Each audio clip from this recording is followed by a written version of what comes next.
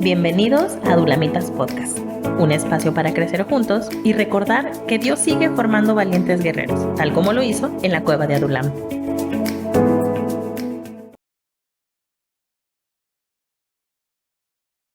Dios les bendiga, familia, amigos. Es un gusto poder contar con ustedes en este tiempo. El día de hoy abordaremos una pregunta muy importante en la vida de todo cristiano, que es el hombre hecho a imagen de Dios y qué significa esto. Y para profundizar en este tema nos acompañan los hermanos Anita y Adrián. Hola, buenas noches, mucho gusto de estar con ustedes. Gracias Luz, gracias Mayra. Y como lo dice mi esposa, esto no quiere decir que seamos una autoridad en el tema, sino que queremos de alguna manera generar esa expectativa, esa esperanza, ese considerar ese tema tan importante para la vida del ser humano, porque todos en algún momento nos preguntamos de dónde vengo, todos nos preguntamos quién soy y todos nos preguntamos para qué estoy aquí. Entonces creo que este tema nos puede ayudar un poquito para tener un poquito más claro esas preguntas. Claro. Así es, y como hubiera dicho Pedro, lo que tengo te lo doy y ya. Eso es lo que tenemos, es lo que hemos recibido, y de lo recibido vamos a ofrecer un poco. Sí. Claro. Bueno, y para iniciar, ¿qué dice la Biblia? Bueno, primero que nada tenemos que remitirnos a un origen, o tenemos que remitirnos a un original, ¿sí? Y la Biblia nos muestra a nosotros, dentro de las diferentes cosmovisiones que puede haber, o todas las marcos filosóficos o teóricos que pudiéramos tener, la Biblia nos da a nosotros, en Génesis capítulo 1, precisamente, que Dios hizo al hombre a su imagen y conforme a su semejanza. Entonces, esto nos lleva a nosotros a considerar, pues, que hay una mente creadora, una mente que es todopoderosa, que de alguna manera nos ha dado esa capacidad de sabernos identificados con Él, por tener su imagen y ser semejantes a Él. Ok. Si nos ponemos románticos, somos una huella de Dios, podríamos asimilarlo, ¿no? Como somos esa parte de esa huella que ha dejado Dios en este planeta Tierra. Entonces, Claro, y ha puesto digamos, como dices tú, de su huella, de su identidad en nosotros. O sea, nos ha dado, por ejemplo, la capacidad de pensar, una mente inteligente, creativa, la capacidad de relacionarnos, de atributos amar. compartidos. Sí. Comunicables o morales también se lo puede llamar.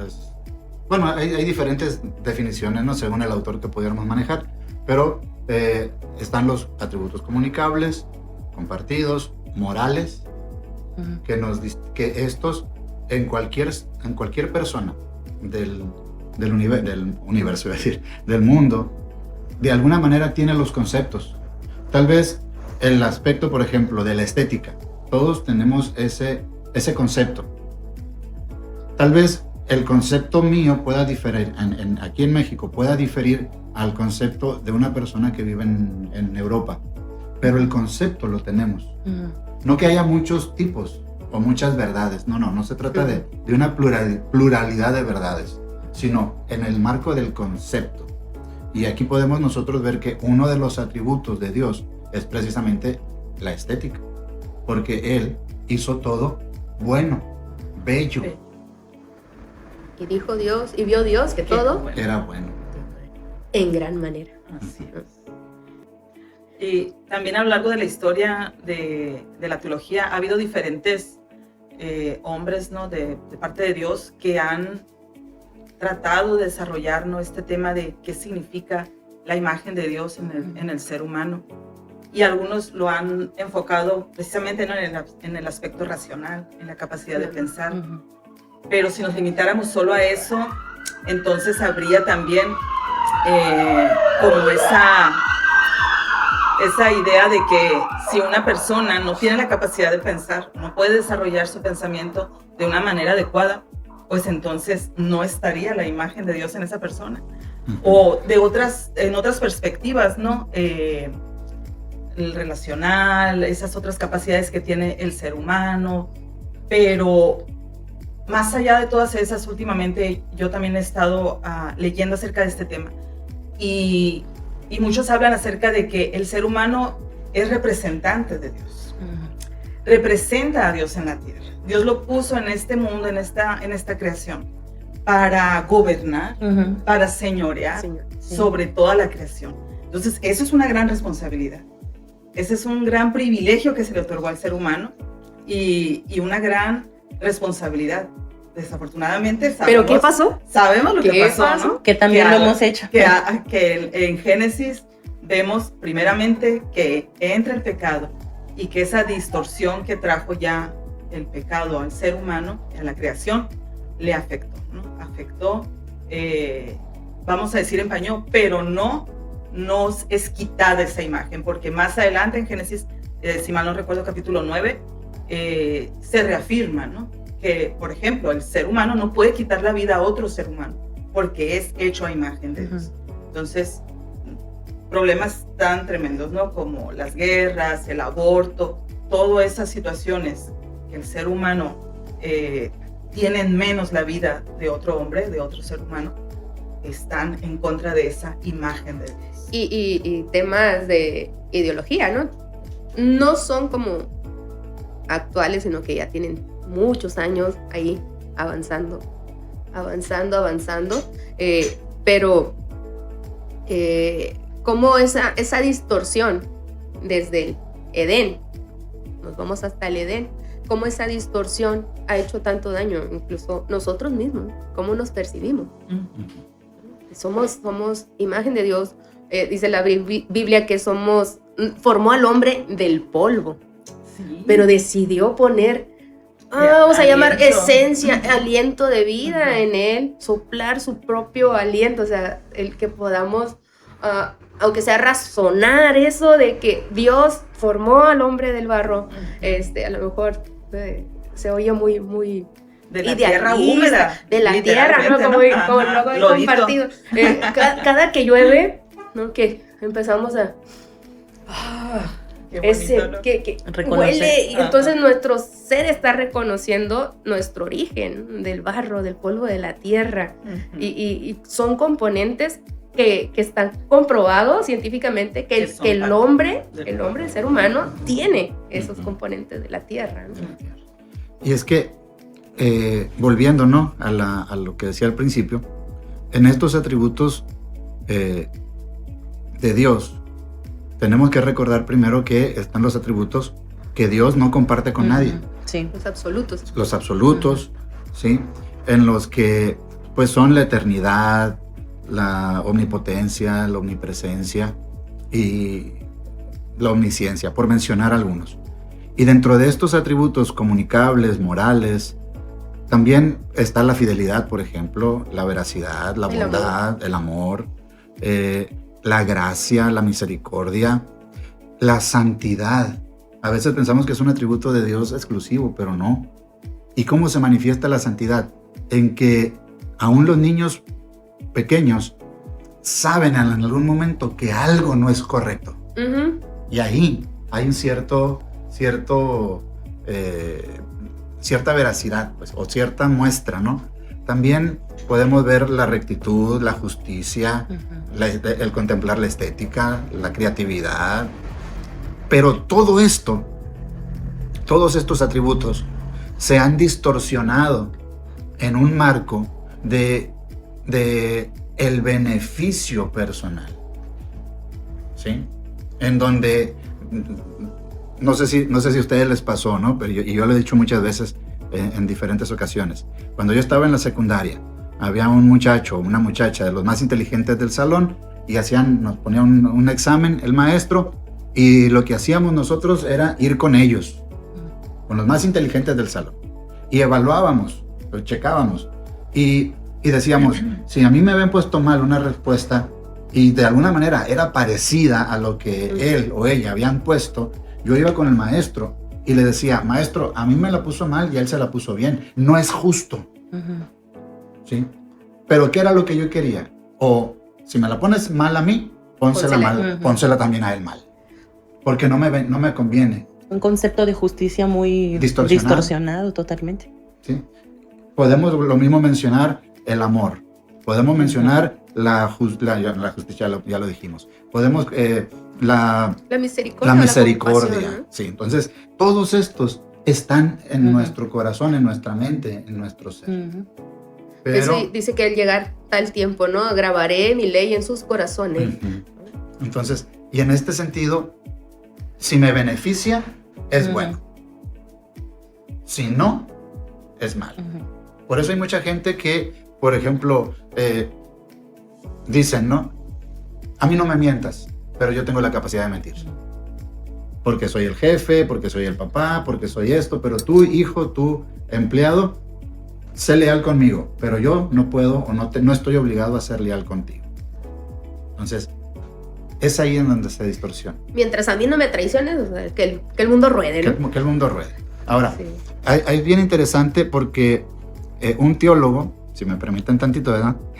Un Adelante. teólogo, Poquito. Adelante. de la iglesia del Nazareno, Henry Orton Willie, si lo entiendo bien, él dice que el ser humano tiene en esencia de la naturaleza, de la imagen de Dios, tiene dos categorías que no se excluyen, sino antes por el contrario se complementan. La primera es que en el ser humano hay la imagen natural o esencial de Dios.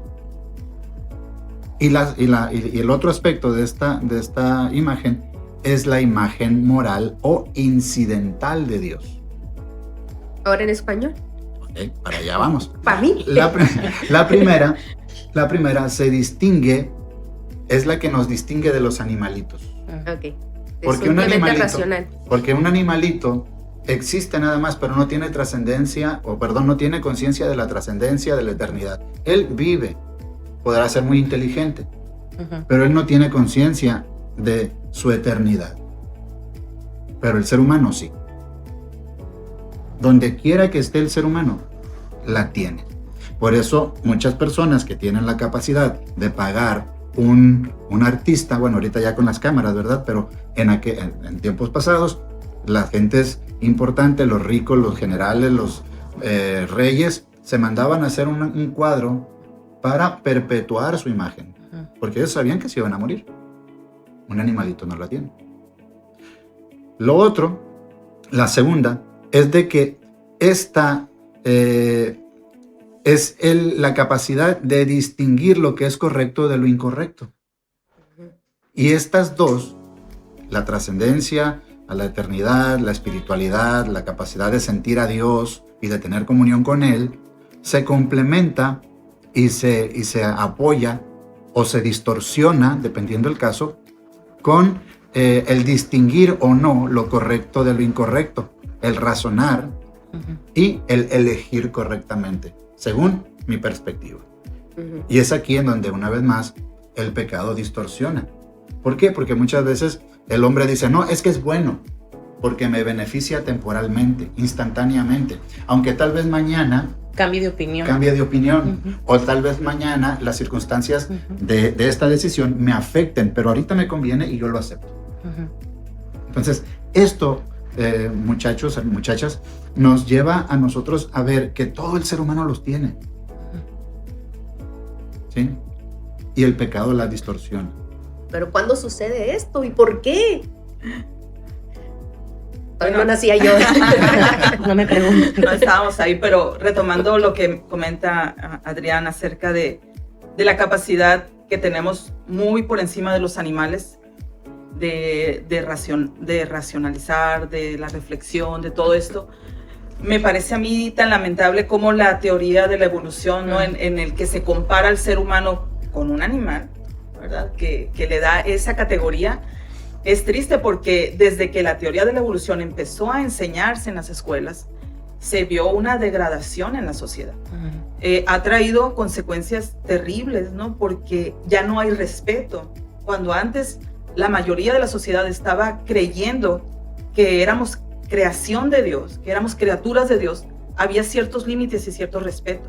Pero en los últimos siglos, a raíz de toda esta nueva concepción, pues el valor del ser humano ha venido a 0, ¿no? Porque en algunos países se protege más la vida de un animal que la vida de un ser humano hecho a imagen de Dios. Entonces es lamentable, ¿no?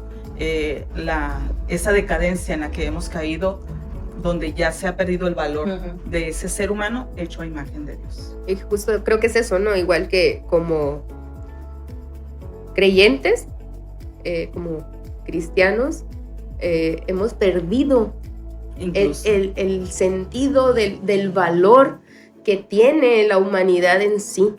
Así es. Hemos perdido el peso, no le hemos dado eso que en la Biblia habla, ¿no? Como que fuimos la cereza del pastel, no por ser más que los demás, la poco creación. menos que los ángeles. Un poco menos que los ángeles. Entonces, imagínate, ¿y nosotros qué hacemos? ¿Cómo contribuimos, ¿no? Cuando nos preguntan, bueno, ¿y por qué Dios permite todo el mal?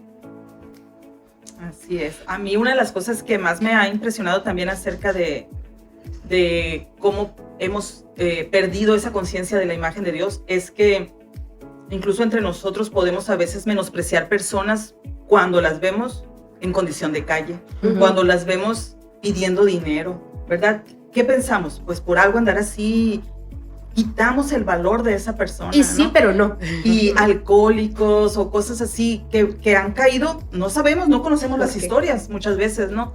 ¿Por qué cayeron en esa situación? Pero sí nos sentimos en la autoridad de menospreciar a esas personas. Desde el color de piel también, ¿no?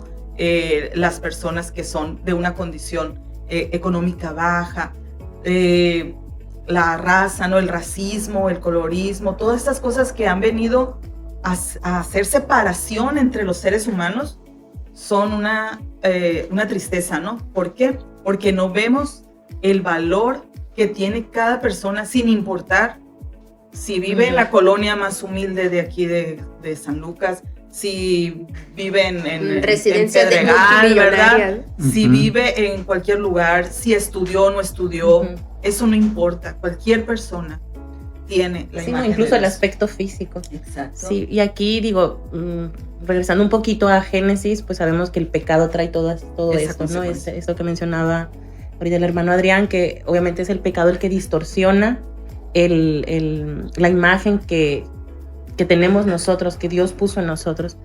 Entonces, ¿qué sucede? O sea, entendemos que fuimos de alguna manera desobedientes a las instrucciones que Dios había puesto allá en el huerto, en el jardín del Edén, y de alguna manera el hombre decide como tomar sus propias decisiones, el árbol de la ciencia, ¿no? Del conocimiento. ¿Y qué viene después? Entonces es una naturaleza caída. ¿Qué sucede después?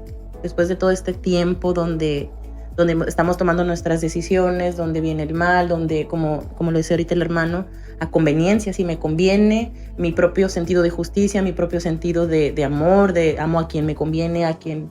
Entonces, en ese sentido, ¿qué es lo que viene después de esta caída? Porque es literalmente una caída la que sucedió, hablando o enfocándome, dirigiéndome a Cristo. Bueno, viene pues las consecuencias, ¿no? De la caída, el pecado, la separación de Dios. Sí. Porque la palabra muerte es lo que significa separación.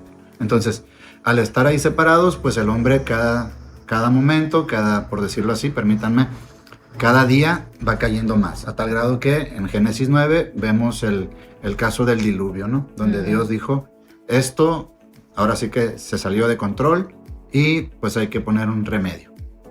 Pero tanto desde Génesis capítulo 3, que es donde se registra la caída del hombre, ya ahí Dios está anunciando que iba a venir un mediador para traer la solución y restaurar esta identidad que tenemos con Dios. Porque la imagen de Dios nos lleva precisamente a sabernos, no que somos divinos, no estamos avanzando en una iluminación para llegar a ser divinos, pero aunque no somos eternos, porque tenemos un principio, ¿sí?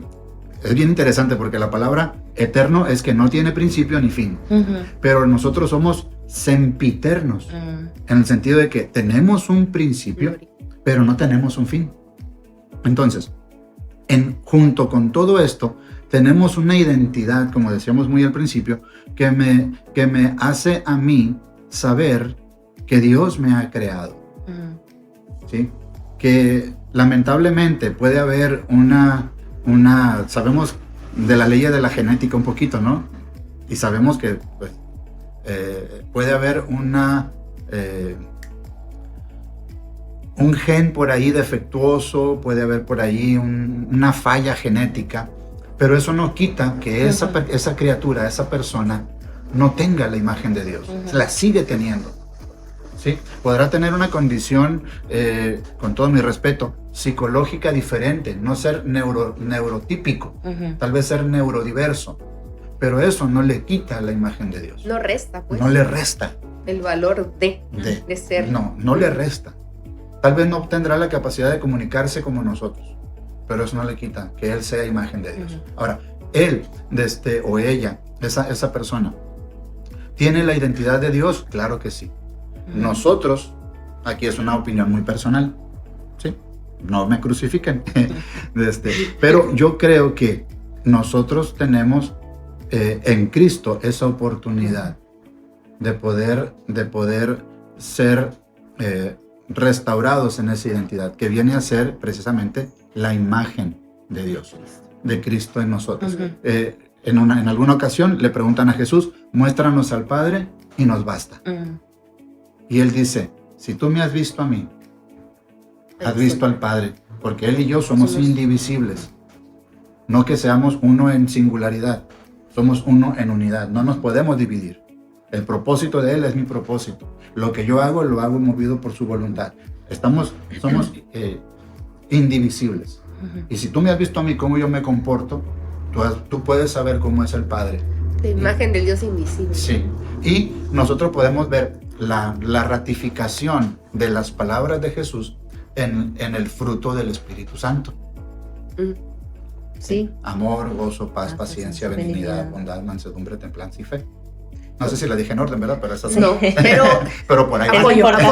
Por ahí van. Pero son todas. Aquí justamente lo que dice es cierto, o sea, la imagen, que Dios, en su inicio, en su propósito, vino a ser restaurada por la persona de Cristo, que nos vino a enseñar o a modelar cómo es una humanidad enfocada, sujeta a Dios, por todo lo que hizo, por cómo vino a servir, Él vino a enseñarnos, Él vino a amarnos, justamente a traernos esta nueva, pues esta restauración, esta nueva oportunidad de volver a lo que un día había sido. Él es el nuevo Adán, ¿no? Precisamente. Lo que Adán no pudo llevar a cabo en esa sujeción a saber que Dios era el que determinaba lo que estaba bien y lo que estaba mal en Adán, que dice, yo voy a tomar las decisiones. Entonces Jesús viene en esa sujeción, en esa obediencia al Padre, a mostrarnos verdaderamente cómo es el ser humano, ¿verdad? Y cómo se puede reflejar a la perfección esa imagen de Dios.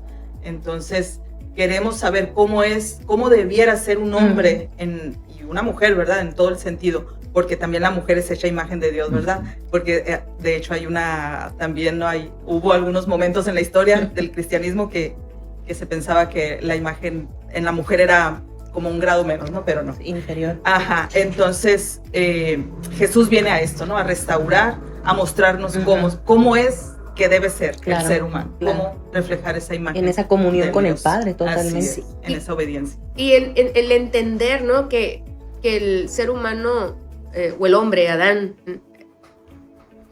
fue Eva, de hecho, ¿no? Fue Eva. Pero no entremos en detalles. A Adán se le dio el mandamiento. Eso es cierto. Es que Adán se hizo el sordo. Se hizo el sordo. Era el responsable. ¿Dónde estaba Adán? Hay muchas personas que pueden decir, no, es que el texto nos dice que por ahí andaba cerquita y se hizo el desentendido. Como dijo aquel político, ¿verdad? Haiga sido como haiga sido.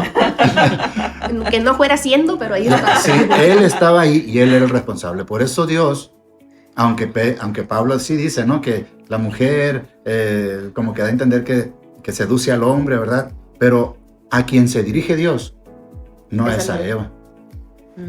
No es a Eva, es al varón. Interesante, ¿no? Y la serpiente se dirige a Eva, a ella. no al varón. No al varón. ¿no? ¿Qué implicaciones Entonces, tiene el rol de cada uno? Sí. Porque desde el Edén cada uno tuvo su rol. sí. ¿no?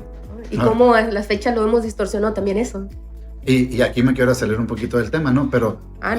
Sí, adelante. me pregunto yo, ¿qué hubiera pasado si en lugar de que Adán hubiera echado culpas, tú, porque tú me diste a esa mujer, o sea, tú y ella, yo no. La mujer que me diste. Si la le mujer que me diste, tú me la diste, la mujer, ¿sí? Si él hubiera sacado pecho y hubiera dicho, sí señor, sí es cierto, tú me dijiste a mí, Claro. aquí estoy, ¿qué podemos hacer? Me equivoqué. dije. Ujú. Sí, acepto que ella me sedujo, pero tú me dijiste a mí y aquí estoy. Asumo mi responsabilidad. Asumo mi responsabilidad. ¿Qué hubiera sido? Wow. De todas No lo maneras, sabemos. No lo sabemos, ¿no? Pero Creo yo que- me quedo ahí, ¿no? córtenla. Creo que en algún momento de ¿Tiempo? los años, de la trayectoria, de la historia del ser humano, hubiera caído En otro momento. en algún otro momento, ¿no? A lo mejor Probablemente, ahí no, pero el asunto es que sucedió. No, y en la Y siguiente en la- generación se ve Caín y Abel, o sea, luego. Sí. No son ellos, siguiente generación ahí está La también. siguiente generación y había maldad, ¿no? Entonces queda comprometido el libre albedrío, queda temas escabrosos, Sí. ¿no? Pero queda comprometido porque en el principio fue hecho libre, con la libertad de Sí. dialogar con mismo Dios y queda, ¿cómo hacen caso omiso a eso? Y queda su libertad, queda comprometida Sí. con el pecado. Yo ahí escuché a un predicador que decía que el hombre, ¿no? En el inicio, hablando de Adán y Eva, tenían esa libertad, ¿no? De elegir pecar o no. Tenían la libertad, ¿no? Cuando es la caída, el hombre caído solo puede elegir pecado, no puede elegir otra cosa. En un hombre caído Continuo el mal. es pecado, es pecado. Cuando es redimido, cuando viene Jesucristo, vuelve a tener pues justamente esa libertad, como lo menciona Luz, de poder pecar o no. Claro que ahora ya hay una conciencia de todo el costo tan alto que implicó el ser redimidos, y que obviamente, pues aunque sigamos pecando, ya no está en nuestra, ¿cómo llamarlo? En nuestra intención, o sea, hacerlo con ese duelo, sino realmente ya hay una conciencia. Pero tenemos otra vez, repito, la libertad de pecar o no. Y claro que cuando venga Jesucristo de nuevo y seamos glorificados, ahí ya no habrá manera de elegir el pecado. Entonces es un cambio en la naturaleza, bueno, ¿Era necesario que Jesús viniera? ¿Era necesario ese sacrificio? ¿Por qué? Sí era necesario, nos convenía. Además. nos convenía, pero hay algo que también me llama mucho la atención. Dios ya sabía que iba a pasar. Sí, es omnisciente. O sea, No me diga eso. o sea, ya sabía que iba a pasar. Porque Pedro, si mal no recuerdo, a ver, déjame saco las notas. Primero de Pedro, capítulo 1 del 19 al 20, nos dice que Él, nuestro Señor Jesucristo, fue sacrificado desde antes de la fundación del mundo. O sea, no quiere decir que hubo un sacrificio ahí arriba, pero sí ya había sido designado El plan. el plan. O sea, la caída no fue algo que, híjole, se me chispotearon los cables, o aquí no conecté Planes. bien los planes, híjole, no conecté bien aquí, sino que él ya sabía que iba a Estaba pasar. circuitado ahí. Sí, no. Él ya sabía, porque desde antes de la fundación del Ya mundo estaba. ya se le había asignado a Jesús esa tarea. Y eso aplica también muchas cosas, ¿no? Que nos dice, y te escogí. Y antes de la fundación del mundo, ya te había dado un nombre y te había puesto por, ¿no? Una Sí. designación también eterna para nosotros. El hombre Para no fue nosotros. diseñado para morir, ¿no? De hecho, no, por eso es sempiterno.